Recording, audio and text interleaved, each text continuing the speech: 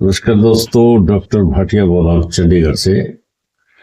शनि छठे की कुछ बातें मैं आपको बता रहा हूँ और आज जो बात आपको मैं बताने जा रहा हूँ मुझे लगता है आपने किसी टेक्स्ट बुक में नहीं पढ़ी होगी। अब आप ये देखिए कि शनि आपकी कुंडली में अगर नीच राशि का है, बुध चूंकि इंटेस्टाइन का कारक है छठे घर के अंदर, केतु नाखूनों का कारक है, घुटनों से नीचे का कारक है। ऐसा शनि इनडाइजेशन कर सकता है, नाखूनों की तकलीफ दे सकता है, जॉइंट पेन दे सकता है। तो अगर आपकी कुंडली में इस तरह का शनि आ जाए तो आपको एक ही काम करना है कि आपको 12 बादाम की गिरी लेनी है, 6 गिरी जल प्रवाह कर दीजिए और 6 गिरी नीले कपड़े में बांध के अपने घर के अंदर रखिए 40 डेज। उसके बाद इसको फिर जल प्रवाह करिए।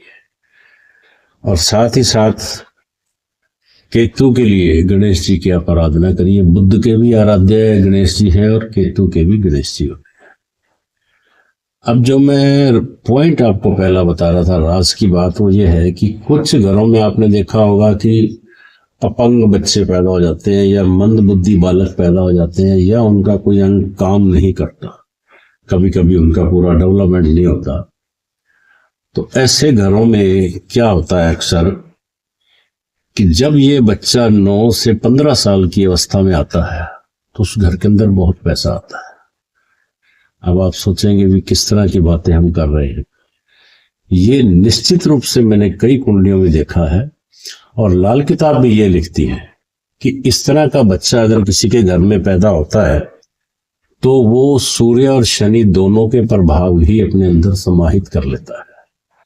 सूर्य जो है वो उसकी ग्रोथ को रोक देता है और शनि उसको चलने नहीं देता। तो इस तरह से सूर्य और शनि जब प्रभाव मंदे हो जाते हैं तो उस बच्चे की ग्रोथ नहीं होती है। लेकिन ये क्या एक नया फंडा जो मैंने बताया, आप सोचोगे कि उस घर में पैसा क्यों आता है। यहां मैंने कुछ बुक्स के अंदर पढ़ा है, लाल किताब में भी पढ़ा है कि पूर्व जन्म में यही बच्चा जो था किसी अमीर के घर में था और इसने अपनी अमीरी के चलते, अपने अय्याशी के चलते अपने बाप का खूब पैसा लुटाया। नशे से, ड्रग्स से ऐसे व्यक्ति की मौत हो गई और वो दोबारा इस घर के अंदर जन्म लेके आया और यहां आने के बाद जो जो पैसा उसने पिता का बर्बाद किया था वो दोबारा देने आता है। इस तरह की कई घटनाएं पूर्व जन्म से कोरिलेट करते हैं निश्चित रूप से। कई बार आपने जो सयाने लोग हैं शादी ब्याह में खड़े खड़े बातें करते हैं ना, वो ये कहते हैं ये जो भाई होते हैं, सगे भाई 2 या 3 जितने भी हैं, इनके कोई ज्यादा रिलेशन अच्छे नहीं होते। ये कहीं ना कहीं पुराना कर्जा आपस में बांटने आते हैं, ये बाप की संपत्ति बांटने आते हैं। ऐसे आपने भी सुना होगा, मैंने भी सुना है। हालांकि इन बातों का ज्योतिषी को लिंक नहीं है, लेकिन ये बातें होती कुछ फैक्ट्स है। अब मान लो मंगल है, ये छोटा भाई है, या गुरु है, अपने बाप दादा हो गया, शुक्र है, ये बहन है, पत्नी है। इस तरह से मतलब ये जो इनके रिलेशंस होते हैं ये कहीं ना कहीं इफेक्ट तो करते हैं और इनका पूर्व जन्म से भी लिंक होता है। इस बारे में मैं अभी स्टडी और ज्यादा कर रहा हूं, लेकिन अभी तक पूरा अपडेट नहीं हुआ।